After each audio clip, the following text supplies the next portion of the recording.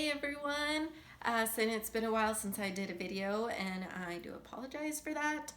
But, life just gets in the way sometimes, but I'm self-isolating. What else can I do except, post? So here I am.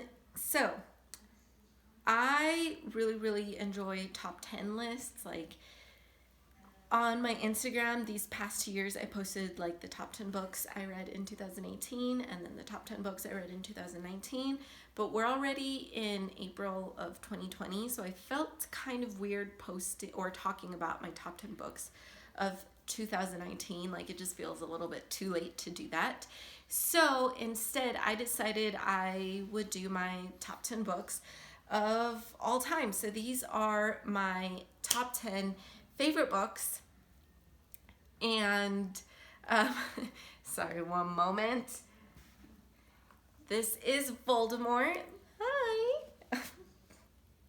This is Voldemort. He's licking my leg, which means he wants to be here with me.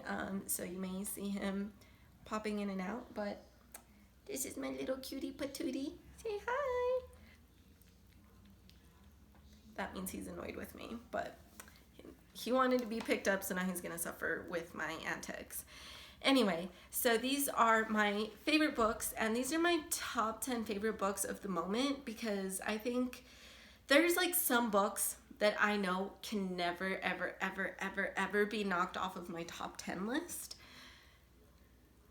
And there are other books that they're on my top 10 list right now, but sometimes as I read a new book or even reread a book, it just, goes on the list. So my top 10 list, there are some books that can't be knocked down, and there's some that may change if I were ever to do that. Like, if I do an updated top 10 list, it might be a little bit different. But overall, these are my favorite books at this point in time. So these are in no particular order, because just trying to figure out what goes where, and it's just too complicated. So these are just in no particular order. So I'm gonna go ahead and get started. 3 of the books I only have pictures of because they were either library books or they are back in my bookshelf in New York City, because I'm currently in Texas, self-isolating here in Texas. So hello from Texas. So yeah, these are either books that are back home in New York, or they are books that I need to add to my collection now that I've read them. So the first book, once again in no particular order, is Hotel on the Corner of Bitter and Sweet by Jamie Ford. So I read this book last year as part of my 2019 reading challenge, and I absolutely fell in love with it.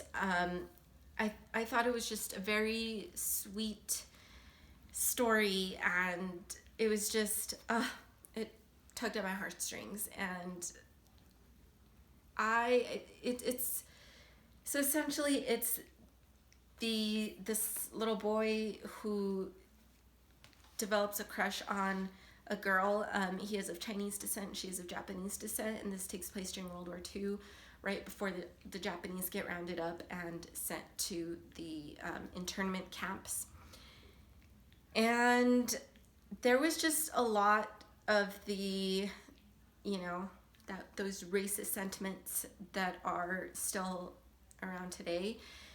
And so I was able to relate to it on certain levels in that sense. So I really enjoyed it, but it's really sad. Next is Vicious by V.E. Schwab. As soon as I read this book, it absolutely stole my heart. It immediately went on my top 10 list, and I just love it. I love it so much. I was very upset that this was originally a standalone novel, but now V.E. Schwab wrote a sequel. I did enjoy the sequel, not as much as Vicious, but just highly recommend Vicious. Next is Purple Hibiscus by Chimamanda Ngozi Adiche. I believe I read this one in 2018. It was one of my top 10 books of 2018. And again, as soon as I read it, it just went into my top 10 favorite books of all time. It's about a young girl named Kambili, and she is growing up in a very strict Catholic household, and this takes place in Africa, and so there's some political turmoil where she's living, and so she gets sent to live with her aunt, and her aunt is obviously not as restrictive as her father is, and so she sees life outside of this restrictive Catholic upbringing. And in that sense, I did not grow up in like that restrictive of a Catholic household. I am Catholic though, but there were sentiments there that I could relate to, and it just really spoke to me. But it was hard to read at times because the father is so radical in his views, and that comes out in the way he treats his children. All right, so every other book I have is here in my bookshelf here in Texas. And all right, so let's go ahead and keep going. Next is To Kill a Mockingbird by Harper Lee. I read this in my English class as a freshman in high school, fell in love with it. I've reread it several times over the years, and it just continues to grow on me. And is it problematic? Yes, it is. I recognize the problematic aspects of it, but there's still a lot, I think, to admire and learn from it. So love this one. Next is the Harry Potter series. Of course, if I were to include each individual Harry Potter book, that would only leave me 3 slots. So Harry Potter counts as one book. Obviously, love Harry Potter. I named him Voldemort. So Harry Potter has had a huge influence on my life, and I have nothing but good things to say about the series, and I think it will always play a huge role in my life because of the impact it had on me growing up. And it was just one of those things where I didn't always have the best friend system, so Harry Potter was there for me when my physical, real friends or whatever weren't. So thank you, Harry Potter, and thank you, Hogwarts, for being my home. Next is The Handmaid's Tale by Margaret Atwood. When did I read this? I don't remember when I read this. I don't know if it was like a requirement in high school or if I just picked it up and read it because my brother recommended it to me, but read it, fell in love with it again. I've reread it several times, and it just, every single time I read it, I never get bored of it, and I just love it more and more every single time I read it. So I watched the first season of the Hulu series, and then I stopped because it ends where the book ends. I was like, I don't know if I want to see how they expand the world out of it, and I've heard like mixed things about it, but the book itself, great. Next is The Book Thief by Markus Zusak. I read this, I believe I was in high school when I read this, and I did not like it. And then I took a young adult fiction class as an undergrad just as an elective because I needed to be enrolled full time. And at that point I had finished all the credits that I needed, and then I was just taking the credits that I needed to finish my degree specifically. So I was just taking these electives and signed up for young adult fiction class. This is one of the required readings.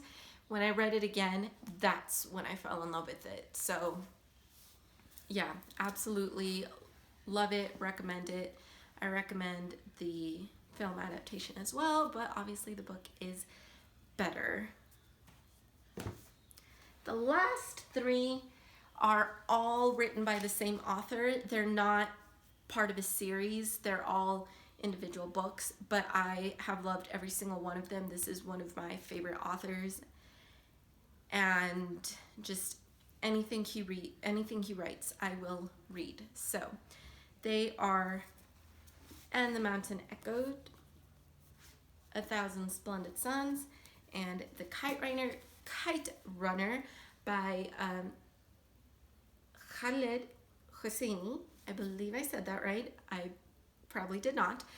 But I love every single one of these books. I read The Kite Runner in my English class as a junior in high school, fell in love with it immediately.